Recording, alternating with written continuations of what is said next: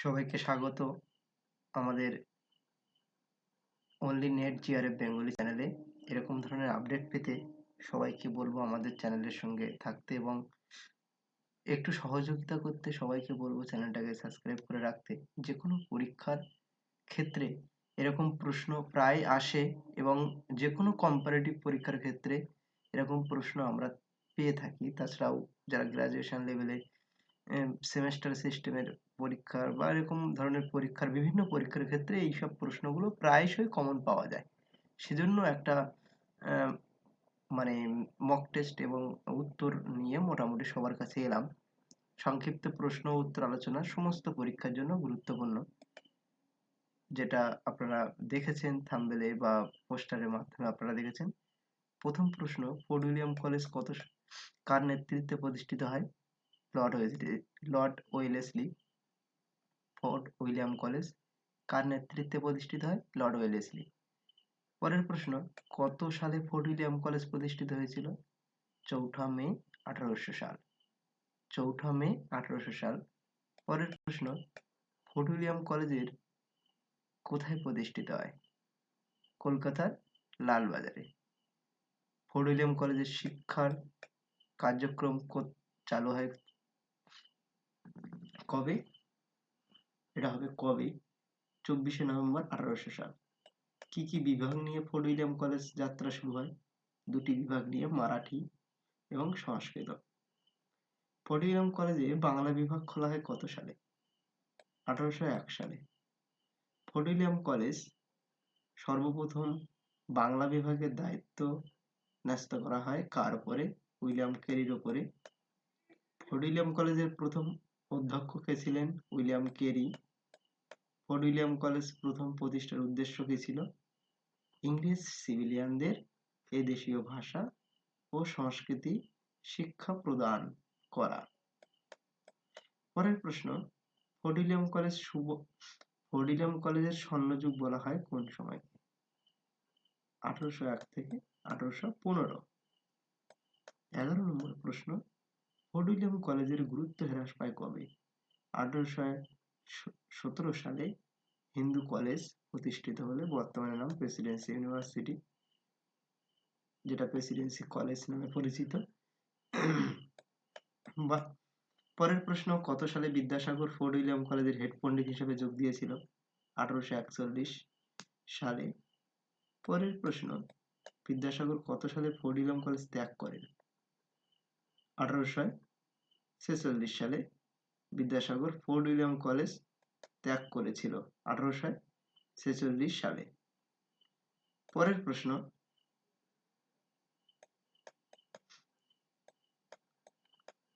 Vidyasagar fort William college ত্যাগ করে কোথায় যোগ দিয়েছিল? সংস্কৃত কলেজে।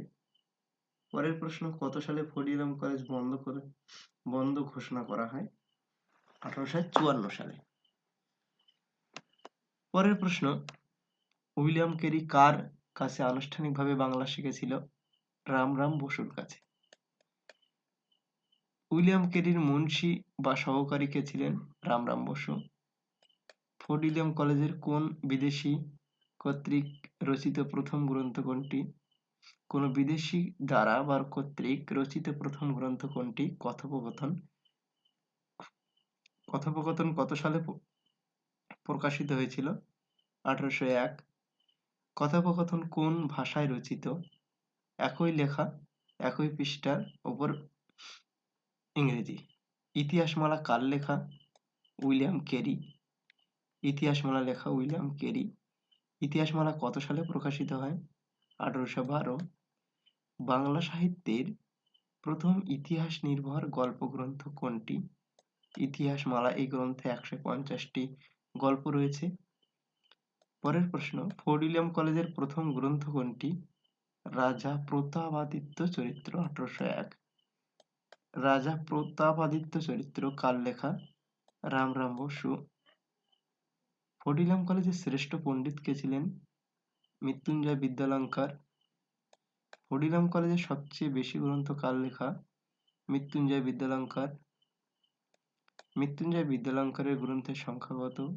5টি। মৃত্যুঞ্জয় বিদ্যালঙ্কারের 5টি গ্রন্থের নাম কি কি? 32 সিংহাসন, রাজাবলী, বেদান্ত চন্দ্রিকা, প্রবোধ চন্দ্রিকা, হিতোপদেশ। হিতোপদেশ কে রচনা করেছিল? গোলকনাথ শর্মা ও মৃত্যুঞ্জয় বিদ্যালঙ্কার। পুরুষ পরীক্ষা কার লেখা? হরপ্রসাদ রায়। পুরুষ পরীক্ষা কত সালে প্রকাশিত হয়? 1815। তোতা ইতিহাস কার লেখা? চণ্ডীচরণ মুন্সী। তোতা ইতিহাস কত সালে প্রকাশিত হয়? 1805। ওরিয়েন্টাল ফেবুলিস্ট কার লেখা? তারিণীচরণ মিত্র। ওরিয়েন্টাল ফেবুলিস্ট কত সালে প্রকাশিত হয়? 1803। হোডিলিয়াম কলেজের সংস্কৃত ভাষার পণ্ডিত কে ছিলেন? রাজীব লোচন মুখোপাধ্যায়। রাজীব লোচন মুখোপাধ্যায় গ্রন্থটির নাম কি? মহারাজ কৃষ্ণচন্দ্র রায়স্য চরিত্রম। বাংলা ভাষা ও সাহিত্যের কোন বিদেশি অবদান সবচেয়ে বেশি? William Carey. উইলিয়াম কেরিকে এদেশে আনার ব্যাপারে কার অবদান সবচেয়ে বেশি? Doctor John Thomas. শ্রীরামপুর মিশনের পুরো নাম কি? Serampore Baptist mission. Serampore mission কবে প্রতিষ্ঠিত হয়েছিল? 1800 খ্রিস্টাব্দের 10ই জানুয়ারি। শ্রীরামপুর মিশনে পেশ ছাপাখানা কবে স্থাপিত হয়? 1800 খ্রিস্টাব্দের মার্চ মাসে। শ্রীরামপুর মিশনের উদ্দেশ্য কি ছিল? খ্রিস্টান ধর্ম প্রচার ও মুদ্রণ কার্য। মিশনের ছাপার জন্য বাংলা হরফ তৈরি কে করেছিল? পঞ্চানন কার্যকর। শ্রীরামপুর মিশনের প্রধান উদ্যোগী কে ছিল?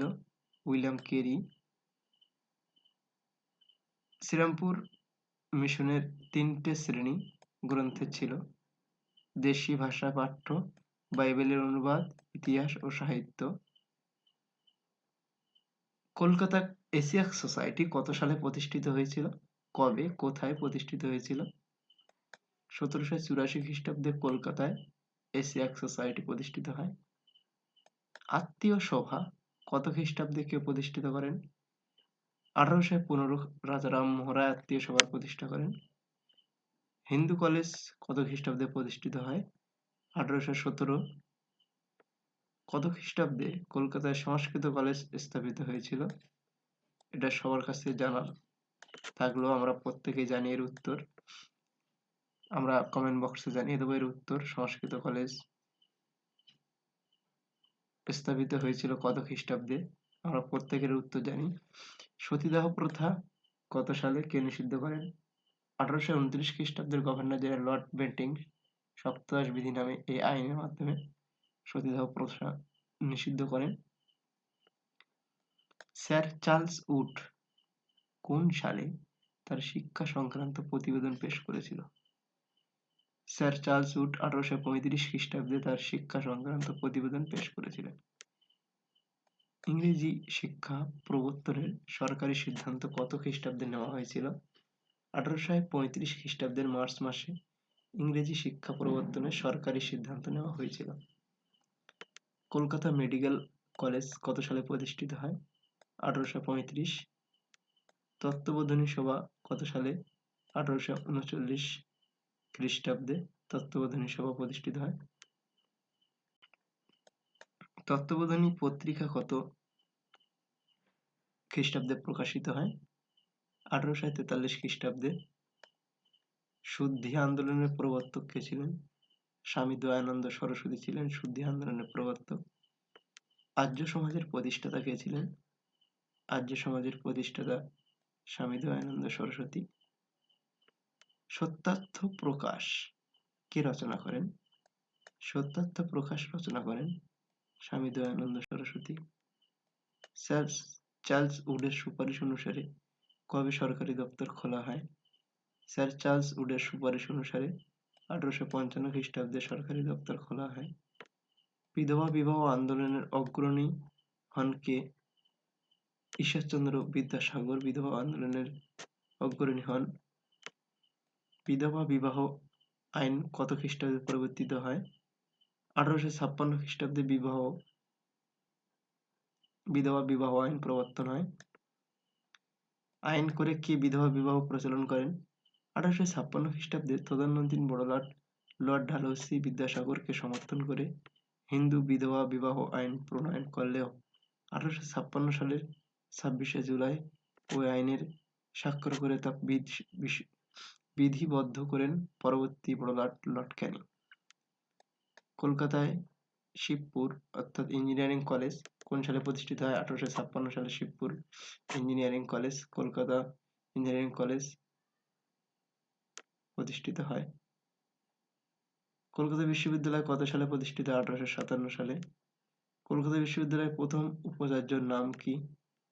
কলকাতা বিশ্ববিদ্যালয়ের প্রথম উপাচার্য ছিলেন sir James William Colvin. Indian League কত সালে প্রতিষ্ঠিত হয়? 1875 খ্রিস্টাব্দে। নাট্যবিহার নিয়ন্ত্রণ আইন কত খ্রিস্টাব্দে পাস হয়? 1876 খ্রিস্টাব্দে। দেশীয় সংবাদপত্র আইন কত খ্রিস্টাব্দে পাস হয়? 1878 খ্রিস্টাব্দে। সাধারণ ব্রাহ্ম সমাজ কে প্রতিষ্ঠা করেন? শিবনাথ শাস্ত্রী 1878 সালে। হান্টার কমিশন কত খ্রিস্টাব্দে নিযুক্ত হয়েছিল? 1882 খ্রিস্টাব্দে। ভারতের জাতীয় কংগ্রেসের প্রথম অধিবেশন কোথায় কবে অনুষ্ঠিত হয়? 1885 খ্রিস্টাব্দে বোম্বাইয়ে গোকুলদাস তেজপাল কলেজে ভারতের জাতীয় কংগ্রেসের প্রথম অধিবেশন অনুষ্ঠিত হয়। পরমহংস মণ্ডলী কি? 1849 খ্রিস্টাব্দে।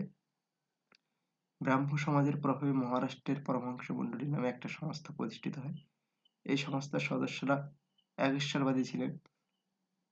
রামকৃষ্ণ মিশন কত খ্রিস্টাব্দে প্রতিষ্ঠিত হয়? 1897 খ্রিস্টাব্দে রামকৃষ্ণ মিশন প্রতিষ্ঠিত হয়। বিশ্ববিদ্যালয় আইন কত সালে রচিত হয়? 1904 সালে। স্যার চার্লস উড কে? ইংল্যান্ডের বোর্ড অফ কন্ট্রোলের সভাপতি ছিলেন চার্লস উড। তার শিক্ষা সংক্রান্ত নির্দেশনা ভারতের ইংরেজি শিক্ষা প্রসারের একটি উল্লেখযোগ্য পদক্ষেপ। লর্ড ম্যাকেলে কে ছিলেন? লর্ড বেন্টিংয়ের আইন পরিষদের সদস্য। তিনি ভারতের পাশ্চাত্য শিক্ষা বিস্তারে সহায়তা করেছিল। কাকে আধুনিক ভারতের জনক বলা হয়? রাজা রামমোহন রায়কে মতান্তরে লর্ড ডালহৌসিকে আধুনিক ভারতের জনক বলা হয়। কোন সমাজ সংস্কার আন্দোলনের ফলে সতীদাহ প্রথা রোধ হয়? রাজা রামমোহন রায়ের। ব্রাহ্ম সমাজ কে প্রতিষ্ঠা করেন? রাজা রামমোহন রায়। বিশ্বভারতী প্রতিষ্ঠাতা কে ছিলেন? রবীন্দ্রনাথ ঠাকুর। লোক হিতবাদী ছদ্মনামে কে পরিচিত ছিলেন? গোপাল হরি দেশমুখ। 19 শতাব্দীর মহারাষ্ট্রের গোপাল হরি দেশমুখ লোক হিতবাদী ছদ্মনামে পরিচিত ছিলেন। ডেভিড হেয়ার কে ছিলেন? বাংলায় ইংরেজি শিক্ষার প্রসারের ক্ষেত্রে ডেভিড হেয়ার ছিলেন বিশেষ উল্লেখযোগ্য ব্যক্তি। তিনি একাধিক স্কুল, কলেজ ও স্কুল বুক সোসাইটি প্রতিষ্ঠা করেন। তত্ত্ববোধিনী সভার উদ্যোক্তা কে ছিলেন? মহর্ষি দেবেন্দ্রনাথ ঠাকুর। জ্যোতিবা ফুলে কে ছিলেন? জ্যোতিবা ফুলে ছিলেন মহারাষ্ট্রের বিখ্যাত সমাজ সংস্কারক। তিনি নারী সমাজের উন্নতিকল্পে বিভিন্ন সংস্কারমূলক পদক্ষেপ গ্রহণ করেন। ডিরেজিও কে ছিলেন? ডিরেজিও ছিলেন হিন্দু। কলকাতায় হিন্দু কলেজের তরুণ অধ্যাপক, নব্যবঙ্গ আন্দোলনের প্রাণ পুরুষ। 1809 সাল থেকে 19 সাল পর্যন্ত তিনি কলেজের অধ্যাপনা করেন। ডিরেজিওর অনুগামীরা কি নামে পরিচিত? ইয়ং বেঙ্গল বা নব্য বেঙ্গল নামে। মোহামেডান অ্যাংলো ওরিয়েন্টাল কলেজ কে প্রতিষ্ঠা করেন? মোহামেডান অ্যাংলো ওরিয়েন্টাল কলেজ প্রতিষ্ঠা করেন সৈয়দ আহমেদ খান।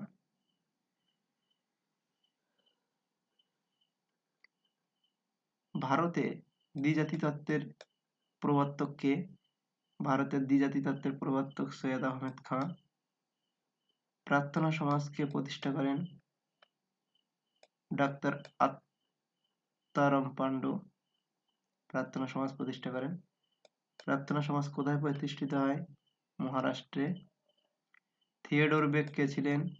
থিওডোর বেক ছিলেন মোহামেডান অ্যাংলো ওরিয়েন্টাল কলেজের অধ্যাপক। আলিগড় মোহামেডান অ্যাংলো ওরিয়েন্টাল কলেজের অধ্যাপক।